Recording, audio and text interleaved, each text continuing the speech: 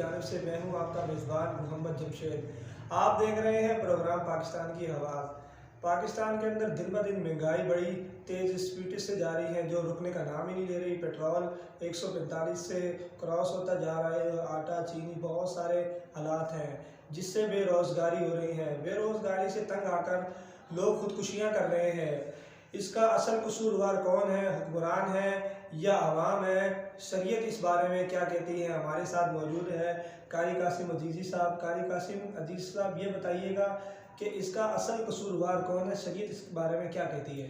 जी नाज़रीन, अस्सलाम वालेकुम रहमतुल्लाहि व बरकातुहू। सबसे पहले तो मैं बहुत ही आपका शुक्रगुज़ार हूँ, तिहाई दिल से मशहूर हूँ कि आपके साथ दोबारा इस प्रोग्राम के अंदर जुड़ने की, शिरकत करने की तौफ़ीक़ अता फ़रमाई अल्लाह तबारक व तआला ने। तो जी आइए दोस्तों, मैं आपसे गुज़ारिश है कि जैसा कि रसूलुल्लाह सल्लल्लाहु अलैहि वसल्लम ने फरमाया, कुरान के अंदर अल्लाह तबारक व तआला ने आयत नाज़िल फरमाई है, वनुनज़्ज़िलु मिनल क़ुरआनि मा हुवा शिफ़ाअुन व रहमतुल लिल मुमिनीन वला यज़ीदुज़्ज़ालिमीन इल्ला ख़सारा।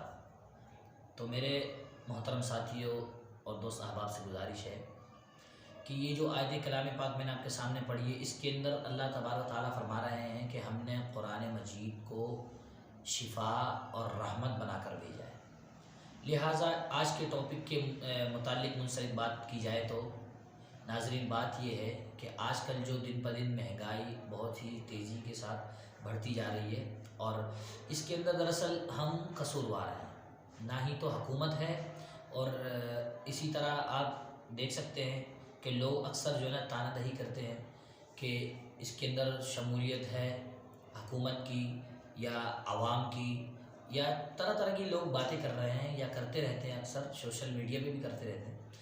तो बात दरअसल ये है कि हम जो इंसानी फितरत है, हम खुद परेशान हैं। क्यों? क्योंकि हम दीन को भुला चुके हैं। दीनी फितरी के हवाले से, फितरत के हवाले से हम दीन को भुला चुके हैं और हम कुरान से दूर हो चुके हैं।